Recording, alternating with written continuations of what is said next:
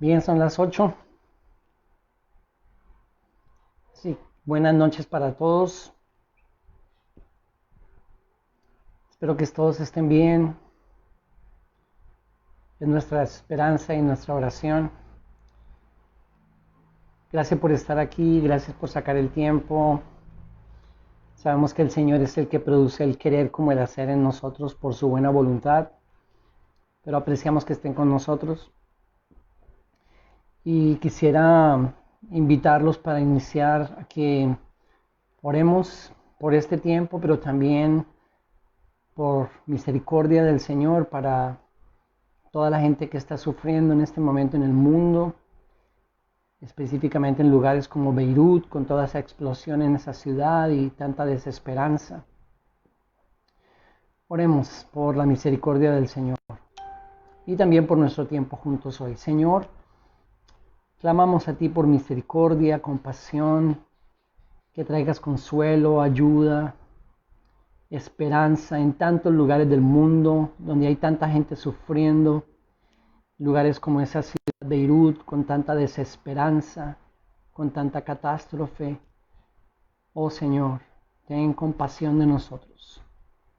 Oramos, Dios, que traigas consuelo, fortaleza, pero sobre todo la revelación de tu palabra, de ti mismo, de tu gloria, de quién eres, de lo que eres, Señor. Oramos también por este tiempo mientras estudiamos las Escrituras juntos. Señor, ilumínanos por el Espíritu Santo que mora en nosotros. Abre las Escrituras para nosotros. Danos entendimiento. Enséñanos, Señor. Le pedimos en el nombre de Cristo Jesús. Amén. Bienvenidos una vez más.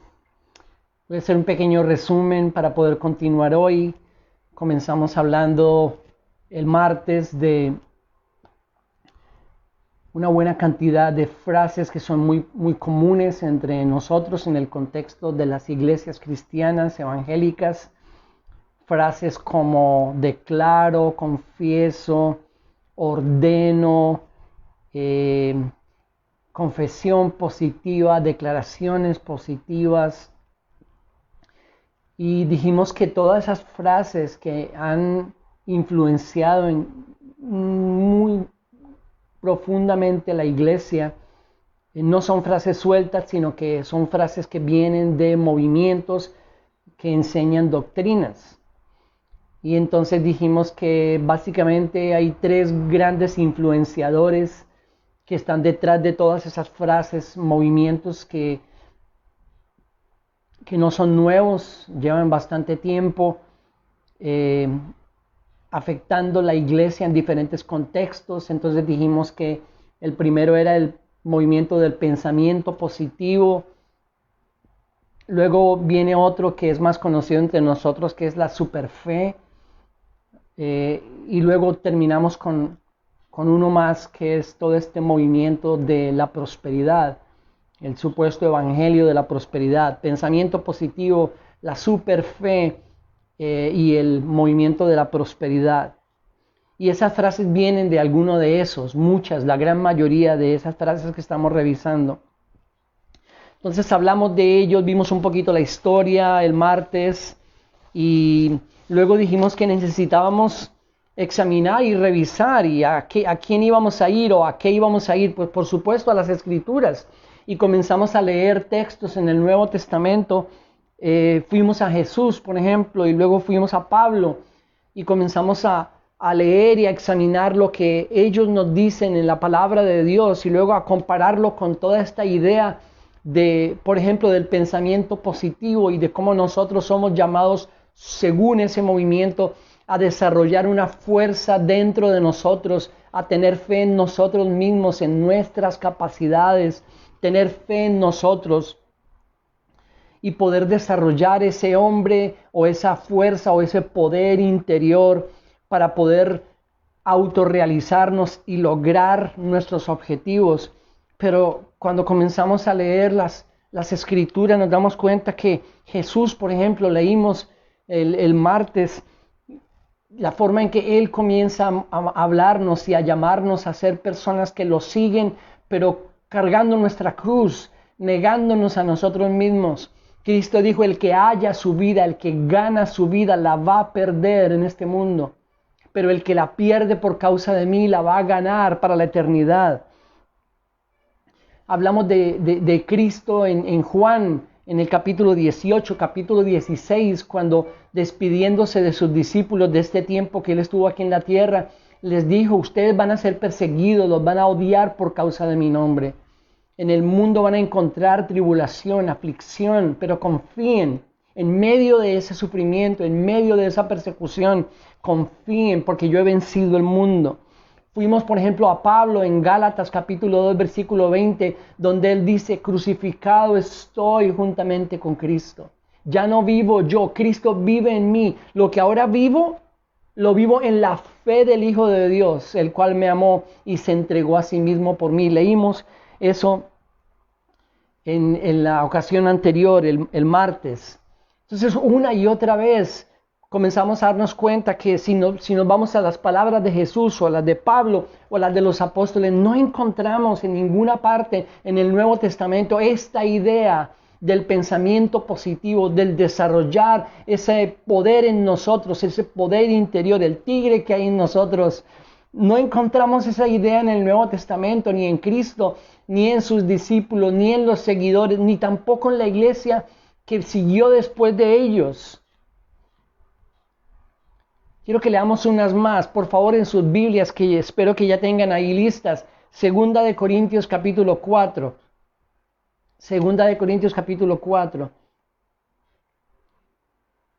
Dice Segunda de Corintios 4:1, por tanto, puesto que tenemos este ministerio, según hemos recibido misericordia, no desfallecemos, sino que hemos renunciado a lo oculto y vergonzoso, no andando con astucia, ni adulterando la palabra de Dios, sino que mediante la manifestación de la verdad, nos recomendamos a la conciencia de todo hombre en la presencia de Dios. Y si todavía nuestro evangelio está velado, para los que se pierde está velado, en los cuales el Dios de este mundo ha cegado el entendimiento de los incrédulos, para que no vean el resplandor del evangelio de la gloria de Cristo, que es la imagen de Dios.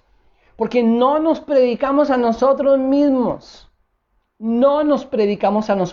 sino a Cristo Jesús como Señor, y a nosotros como siervos vuestros por amor de Jesús.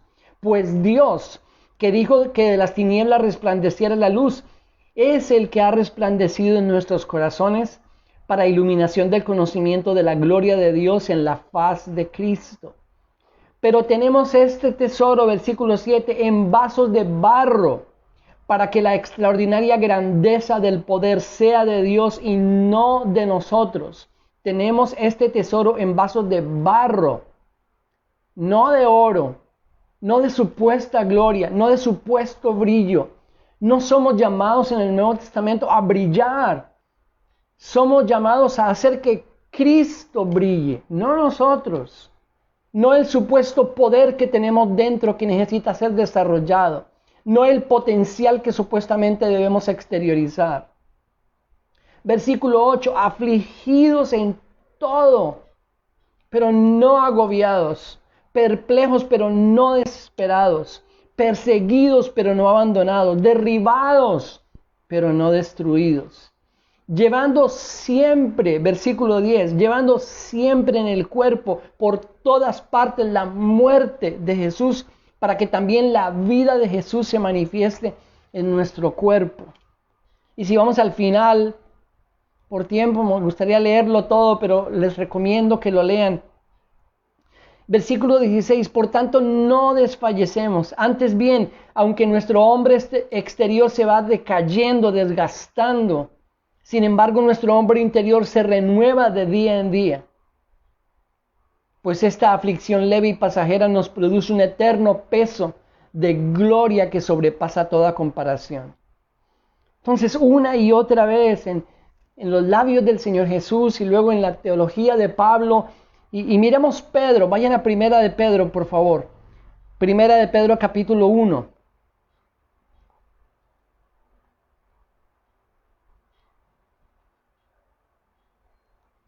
Primera de Pedro 1, versículo 3 dice: bendito sea el Dios y Padre de nuestro Señor Jesucristo, quien según su gran misericordia nos ha hecho nacer de nuevo a una esperanza viva mediante la resurrección de Jesucristo de entre los muertos, para obtener una herencia incorruptible, inmaculada y que no se marchitará, reservada en los cielos para vosotros, que sois protegidos por el poder de Dios mediante la fe, para la salvación que está preparada para ser revelada en el último tiempo, en lo cual os regocijáis grandemente, aunque ahora por un poco de tiempo, si es necesario, seáis afligidos una vez más con diversas pruebas, para que la prueba de vuestra fe, más preciosa que el oro que perece, aunque probado por fuego, sea hallada que resulta en alabanza, gloria y honor en la revelación de Jesucristo, a quien sin haberle visto le amáis,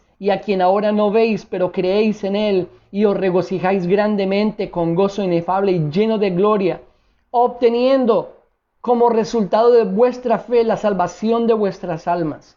Entonces todos ellos, este era el mensaje que siempre transmitían: estamos aquí, mientras estamos aquí hay tribulación, hay angustia.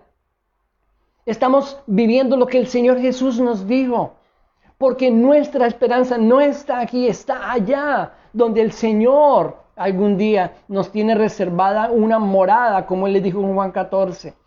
Toda su visión era no en las cosas que se ven, sino en las que no se ven. Pero si ustedes se dan cuenta y estudian un poquito más, todos estos exponentes del pensamiento positivo y de la superfe son gente en su gran mayoría que tiende al lujo, al derroche, por supuesto a la prosperidad.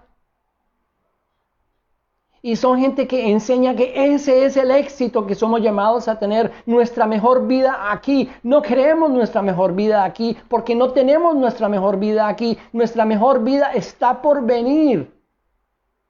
Y como dice Pablo, esta tribulación momentánea lo único que hace es prepararnos para lo que viene. Podríamos leer muchos textos más y de hecho más adelante vamos a regresar a más textos, pero ese es el mensaje de las Escrituras.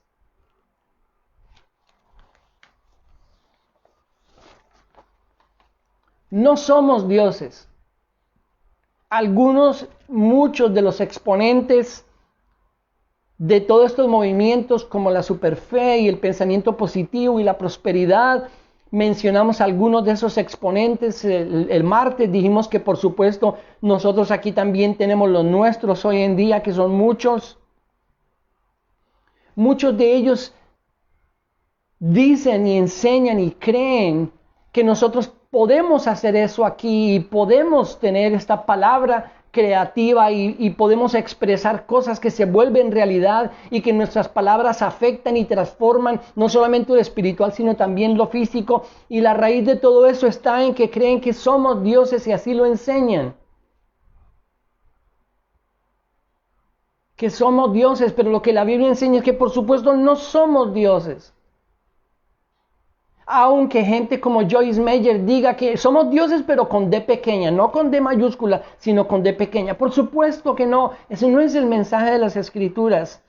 Se basan en dos porciones básicamente, el Salmo 82, versículos 6 y 7 y Juan capítulo 10, versículo 38. No los voy a leer ahora por tiempo, pero anótenlos por favor y ustedes mírenlos. Salmo 82, 6 y 7. Y Juan capítulo 10, versículo 38. En Juan 10, 38, Cristo está haciendo referencia de él mismo Salmo 82. Pero en ambas ocasiones donde Cristo les dijo, no dicen las Escrituras que son ustedes dioses, en ambas ocasiones esa es una reprensión de parte de Dios y de parte de Cristo a hombres injustos y malvados. En el Salmo 82, la palabra Elohim, que es la que se usa en el Salmo, donde hablando de los hombres somos llamados dioses. Repito, ambas son reprensiones a hombres injustos, a hombres malvados. Y esa palabra en el Antiguo Testamento, Elohim, se usaba en una buena cantidad de veces cuando hablaba del Señor, de Dios creador, pero también se usaba cuando hablaba de jueces, como en el Salmo 82 se está hablando de ellos. Entonces no es posible que se tomen esas dos porciones para fundamentar una enseñanza que no tiene ningún fundamento en todo el resto de las Escrituras, especialmente el Nuevo Testamento, para enseñar que nosotros somos dioses. Como dice uno de los exponentes que mencionamos el martes, el señor Dollar. ¿Cuál es su nombre? Clapper Dollar, que es un señor, un predicador allá en los Estados Unidos. Él lo estuve escuchando bastante en las semanas anteriores. Dice, ¿qué tienen las vacas? Tienen vaquitas. ¿Qué tienen los otros animales? Tienen los animales según su especie. ¿Qué tuvo Dios? Así lo dice. ¿Qué tuvo Dios? Diosesitos. Vamos a Romanos capítulo 1.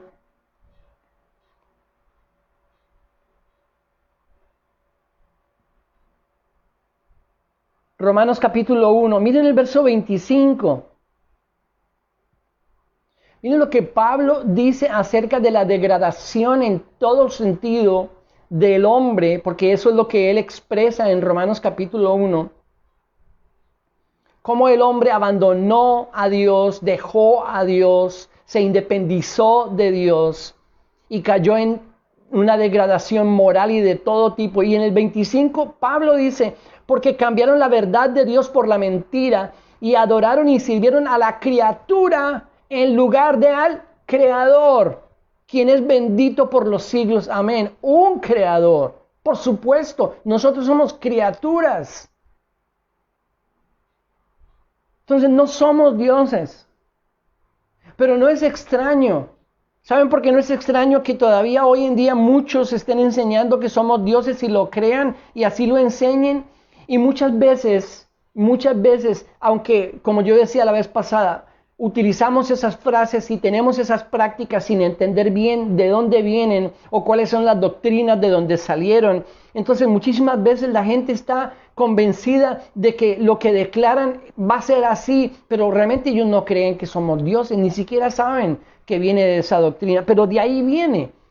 Y no es extraño porque fue el ofrecimiento que en el principio Satanás le hizo a los dos, a la pareja que Dios había creado, a Adán y Eva. Vamos a Génesis capítulo 3 y miremos esto un momento. Génesis 3, ese fue exactamente el ofrecimiento de Satanás en su engaño a Eva en Génesis 3, versículo 5. O desde el 4 leamos. La serpiente dijo a la mujer, ciertamente no moriréis. ¿Qué había dicho el Señor? Moriréis. Ella dijo, no, Dios ha mentido, no moriréis. Esto es lo que pasa, versículo 5. Dios sabe que el día que de él comáis, serán abiertos vuestros ojos y seréis como Dios, conociendo el bien y el mal. Ese fue el ofrecimiento. Dios no quiere que ustedes lleguen a ser como Él, pero eso es lo que pueden hacer. Entonces, por supuesto, no eran diosesitos, eran criaturas del Creador. Pero la serpiente vino con ese ofrecimiento. Ustedes pueden llegar a ser como Dios. Y ellos creyeron la mentira del enemigo de Dios por encima de la palabra que Dios les había dado. Y por último, en cuanto a esto de que no somos dioses, esa también fue la alternativa que el diablo le propuso al mismo Señor Jesús en Mateo capítulo 4 en la tentación. Vayan a Mateo y vayan al capítulo 4.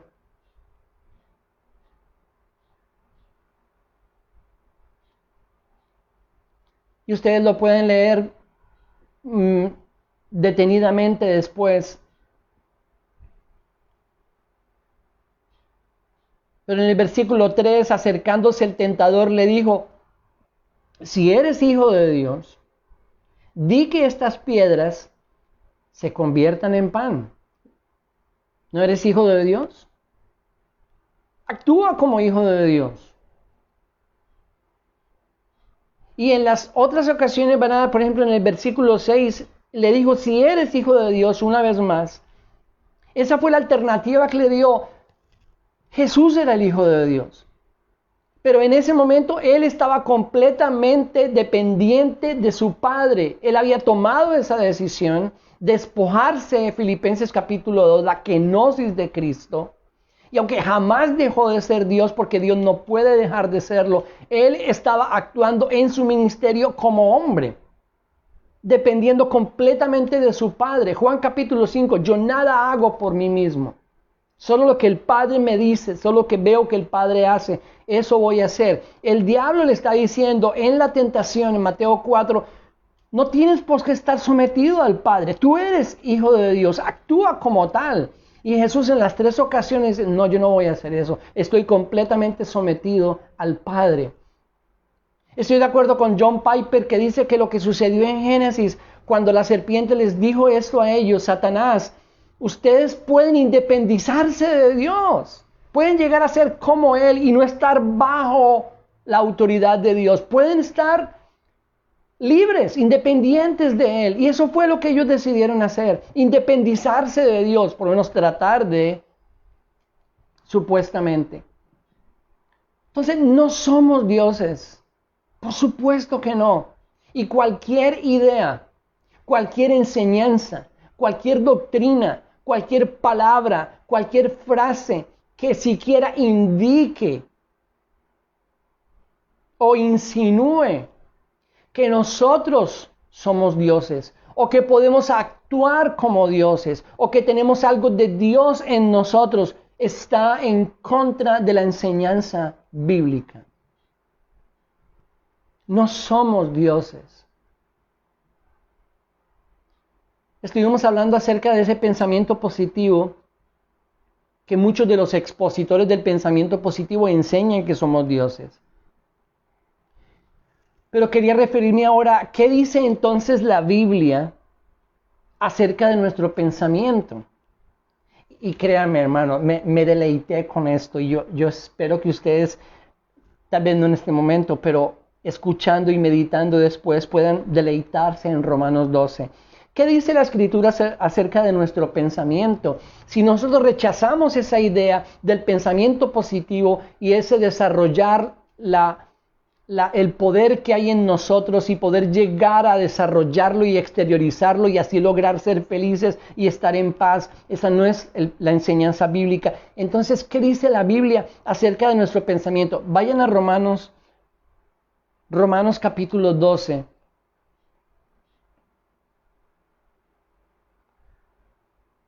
Y eso es lo que quiero que hagamos. Como rechazamos esa idea del pensamiento positivo, ahora queremos un pensamiento bíblico, neotestamentario. ¿Cuál es ese? Vamos a Romanos 12, versículo 1. Por consiguiente, hermanos, os ruego por las misericordias de Dios que presentéis vuestros cuerpos como sacrificio vivo y santo, aceptable a Dios, que es vuestro culto racional. No os adaptéis, no se dejen moldear, es la palabra en el original, no os moldeéis, no os adaptéis a este mundo, sino transformaos, metamorfos, transformaos, déjense transformar mediante la renovación de vuestra mente. Ahí está el pensamiento. Transformaos mediante la renovación de vuestra mente, para que verifiquéis cuál es la voluntad de Dios, lo que es bueno, aceptable y perfecto. ¿Cómo hacemos nosotros? ¿Cómo hacemos nosotros para permitir que nuestra mente entienda y verifique cuál es la voluntad de Dios, buena, aceptable y perfecta? Su palabra.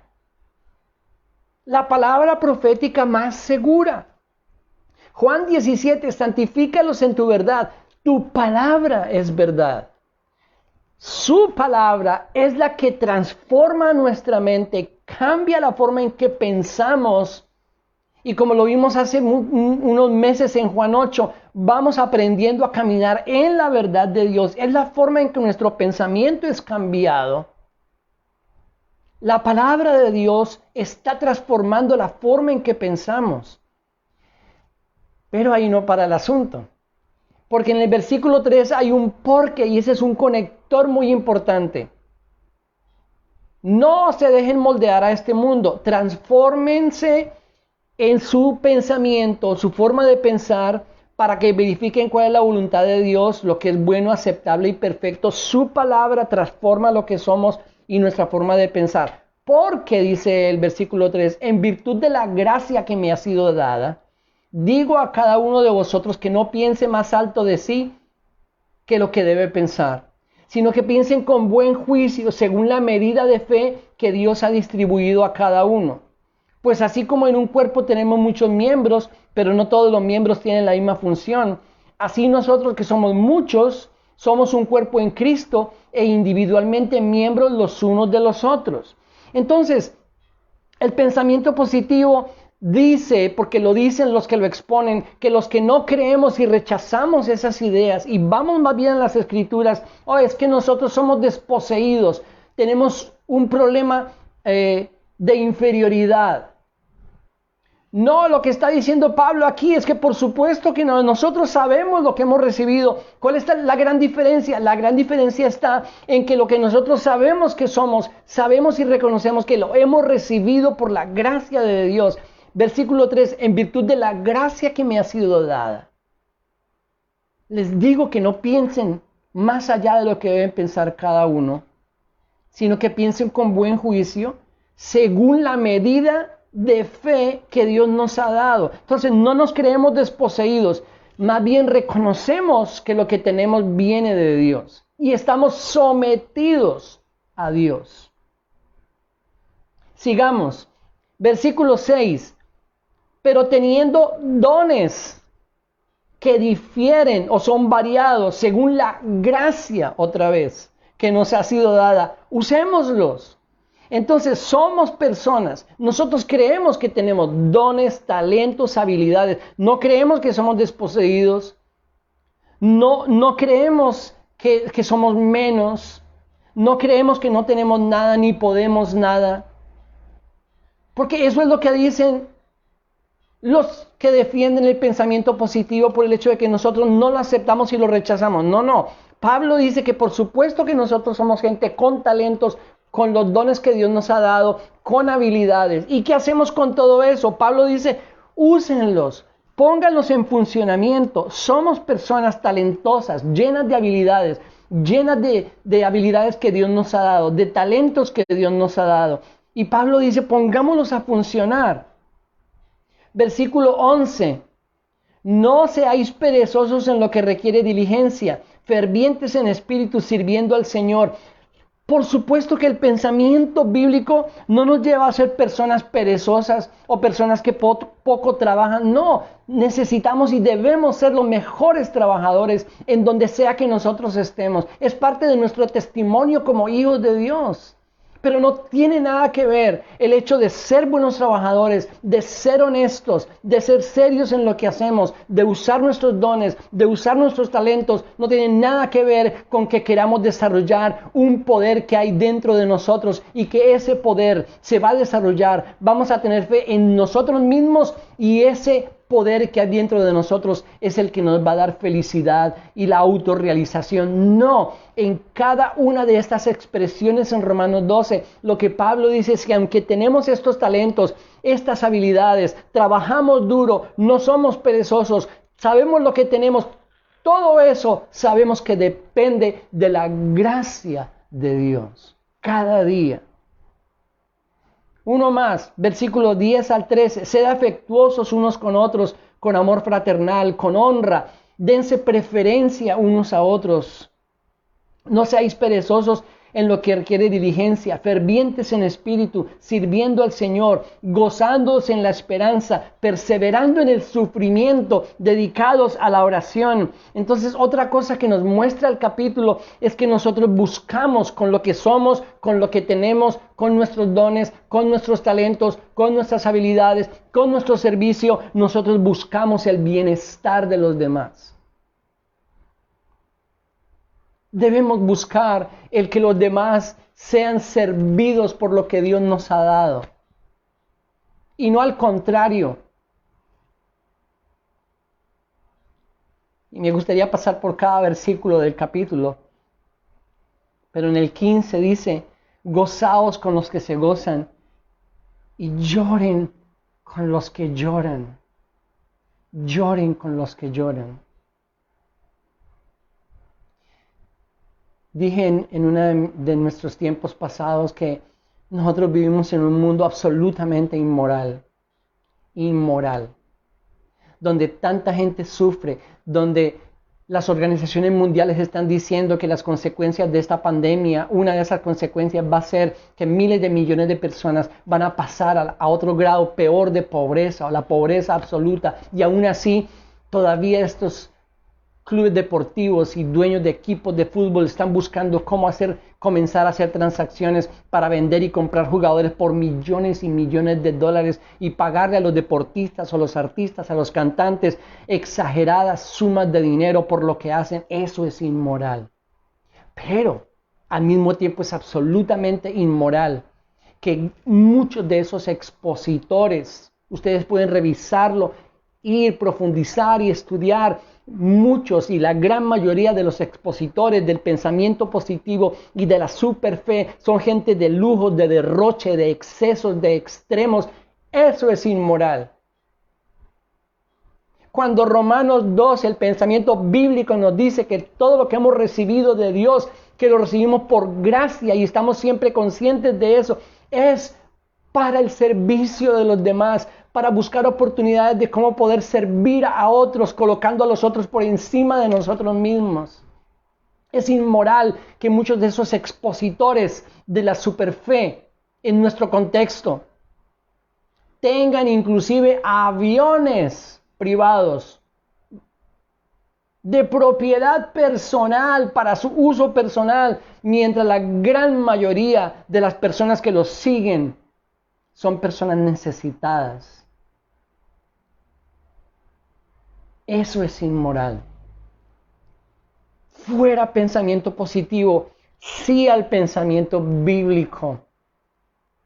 Romanos 12:2, déjense transformar por esto. Porque para mí este capítulo, y estudienlo todo, es la mente de Cristo. Y Pablo dice que nosotros tenemos la mente de Cristo. ¿Cuál es la mente de Cristo? Esta es la mente de Cristo. Bendigan a los que los persiguen, bendigan y no maldigan, gócese con los que gozan, lloren con los que lloran.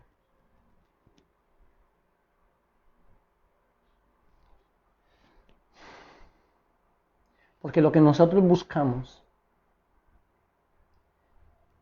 en esta vida que Dios nos ha dado aquí, como cristianos, como hijos de Dios, como conocedores de las Escrituras, lo que nosotros buscamos no es ser exaltados. Buscamos que uno solo sea exaltado. Buscamos que Él, Cristo Jesús, en todo tenga protúo. Es la palabra griega que se usa en Colosenses 1. Vayan a Colosenses 1, por favor.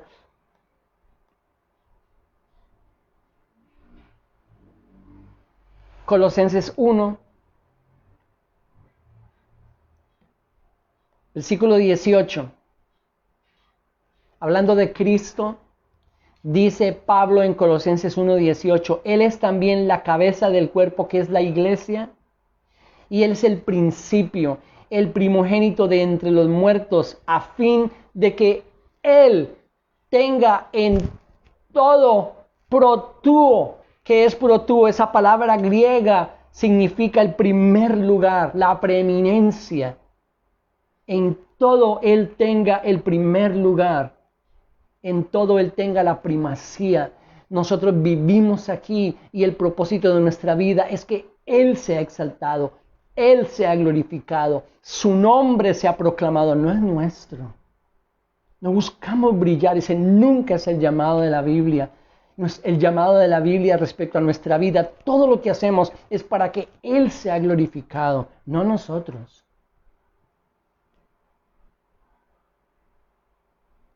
Versículo 24,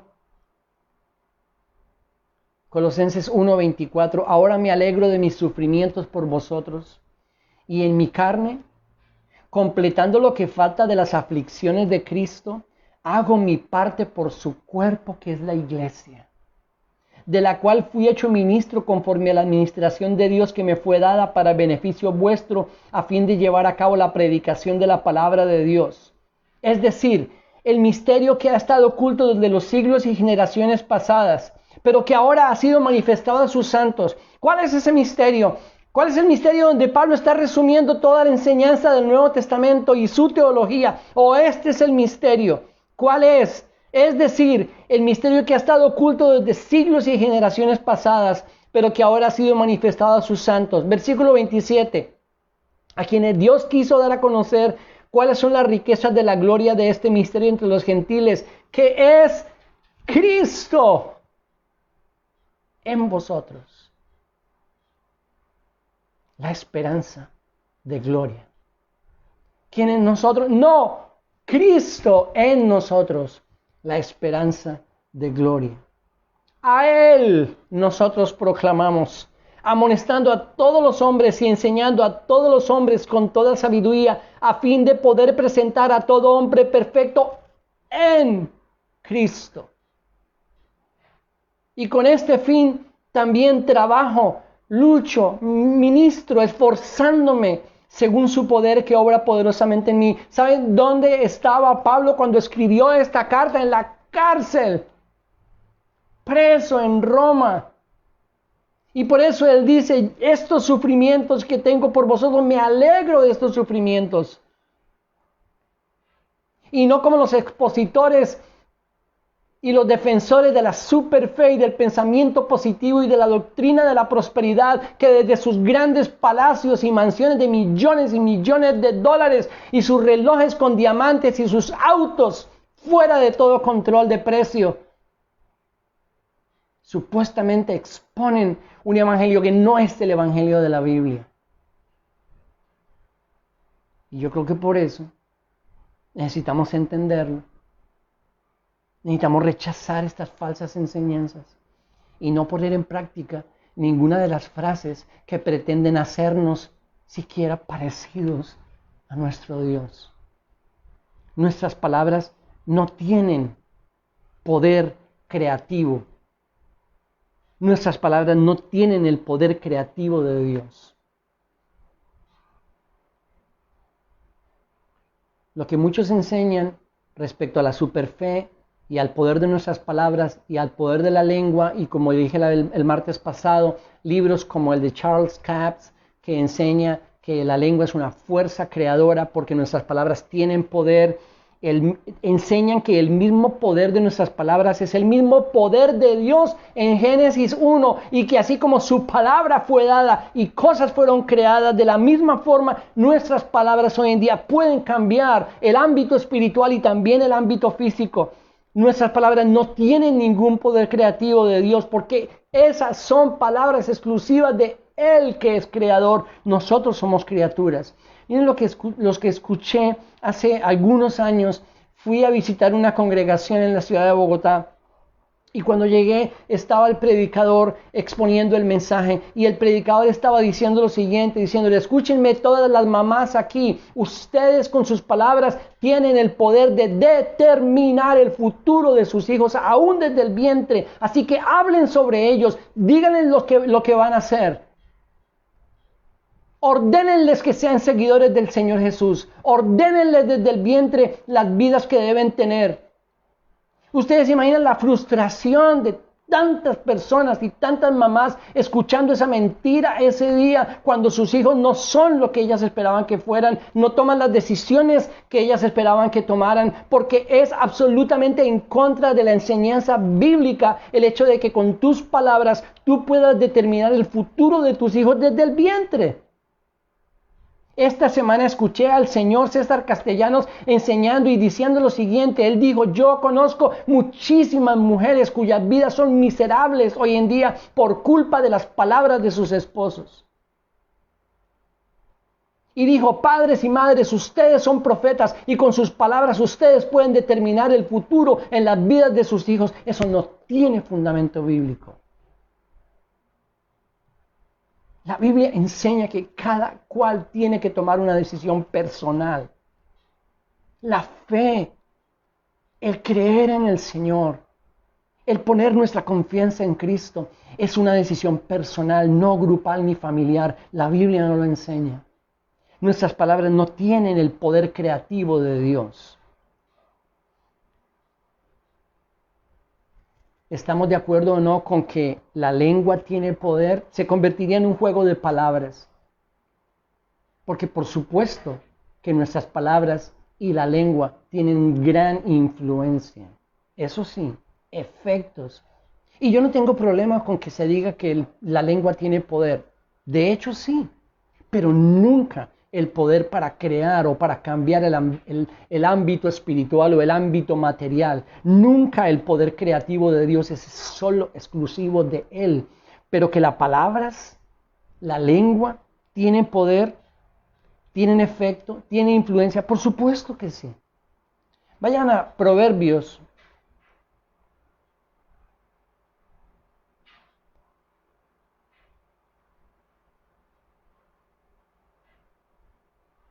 Proverbios capítulo 18. Y este es un verbo muy usado por todos aquellos que enseñan que nuestras palabras tienen poder creativo y tienen poder transformador en las vidas de otras personas. Proverbios 18, versículo 21. Dice, muerte y vida están en poder de la lengua, y los que la aman comerán su fruto.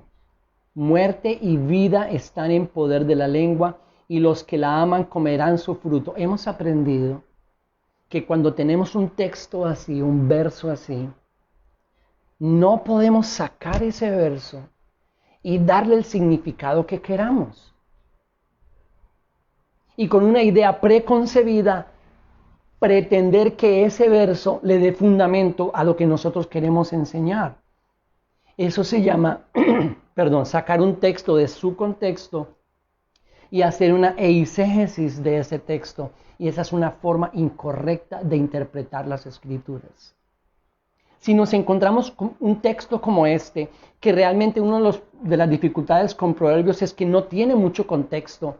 Ustedes saben que los Proverbios en un solo capítulo de los que nosotros tenemos puede hablar de muchos temas al mismo tiempo. Así que no tenemos mucho contexto. Sin embargo, el versículo 20 está hablando de lo mismo porque dice, con el fruto de su boca el hombre sacia su vientre, con el producto de sus labios se saciará, hablando de él. Lo que pasa con versículos así es que tenemos que interpretarlos a la luz del contexto de todo el Nuevo Testamento, de toda la Biblia. Y no puedo sacar ese versículo y decir, ahí dice que la muerte y la vida están en poder de la lengua. Por lo tanto, con tu lengua, con tus palabras, tú puedes dar vida o tú puedes dar muerte. Esa es una mala interpretación de las Escrituras y una mala interpretación de ese texto. Porque si nos vamos a todo el contexto de la Biblia, el único que tiene la muerte y la vida en sus manos es Dios.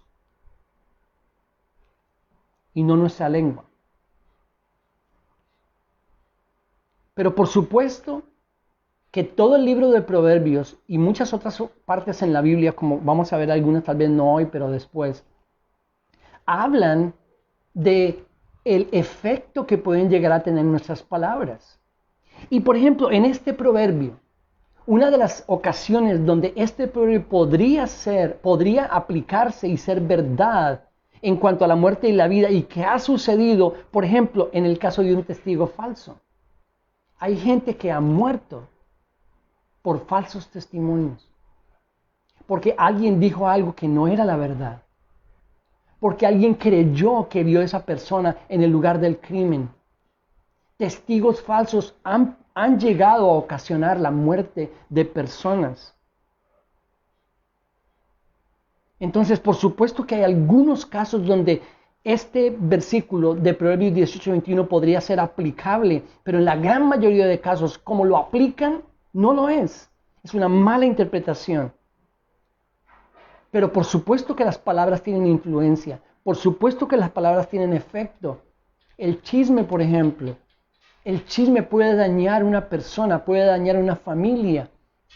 Un falso testimonio, una mentira, un chisme puede llegar a dañar relaciones entre personas, relaciones interpersonales, puede causar mucho daño.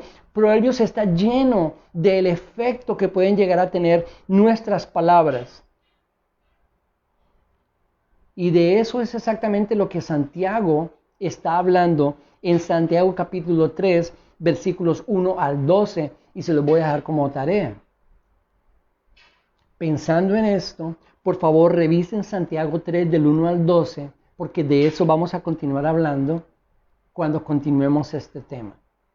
Pero necesito terminar diciéndoles que la próxima semana no vamos a estar en este tema, vamos a continuarlo después. La próxima semana vamos a utilizar las dos ocasiones, los dos tiempos en vivo. El martes yo voy a estar con todos los hombres y no, realmente no significa que las mujeres no pueden estar, pero es un tiempo para los hombres. Entonces yo quiero que si está en si quieres y puedes, separes ese tiempo el martes para que estemos, porque vamos a hablar de el hombre que Dios diseñó. Y también que puedas invitar a otros hombres y compartir el video promocional que vamos. Y saben que les había dicho que no iba a enviar el video promocional, pero luego lo envié porque me quedé pensando el martes y dije, no, pero si ellos mandan ese video tiene una fecha diferente. Entonces tuve que enviar otro video promocional para el día de hoy. Pero voy a enviar otro video promocional para el siguiente martes, donde todos los hombres vamos a estar estudiando las escrituras. Y el jueves de la próxima semana, Connie va a estar con todas las mujeres. Entonces, martes hombres, jueves mujeres. No significa que no puedan estar las mujeres el martes o los hombres el jueves, pero es un tiempo dedicado especialmente para hablar sobre hombres y sobre mujeres. Eso es la próxima semana en Caminar. Y luego la siguiente seguimos en Pensamiento y es cuando voy a pedir la tarea de Santiago capítulo 3, versículos 1 al 12. Un abrazo grande, por favor sigan cuidándose, cuidemos a los nuestros y sigamos confiando en el Señor, en su soberanía y siendo muy obedientes. Dios los bendiga, un abrazo.